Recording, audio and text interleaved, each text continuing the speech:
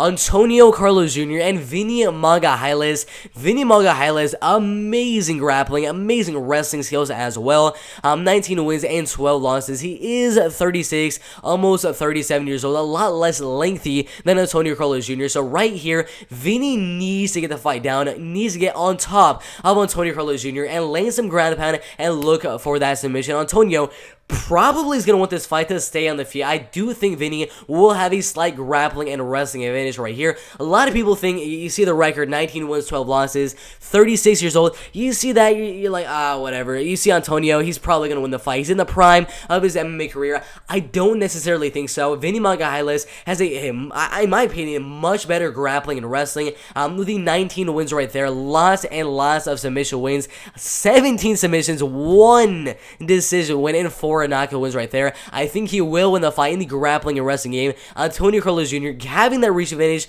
not having the height advantage, but having the reach advantage, is gonna need to keep the fight on the feet at range, 1-2, 1-2, leg kicks, body kicks, everything like that, and just defend the takedowns. If he can do that, I do think he will win the fight. But with the betting odds, I say stay away from betting on Antônio Carlos Jr. It is just way too much. I mean, I believe the betting odds right now, minus 240, minus 265, way too much in my opinion. I might consider doing a small underdog bet on Vinny Magalhães right there.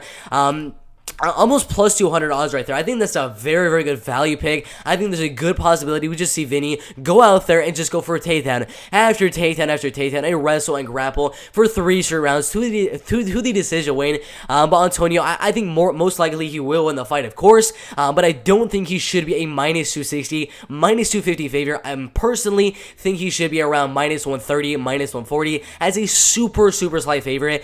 Just because of the striking game and because he could defend the takedowns with the wrestling and grappling that he does possess right here. But this is one of them where if you're going to be betting, do not bet the favorite. It's either underdog, do an underdog bet on Vinny Magalhães, or just pass on the fight completely. This fight, I'm going to go slightly leaning towards Antonio, but again, do not bet on this fight. Do not bet on Antonio. Only bet underdog or pass on the fight completely. Should be an interesting fight in the light heavyweight division. But my prediction, really, really close, 29-28.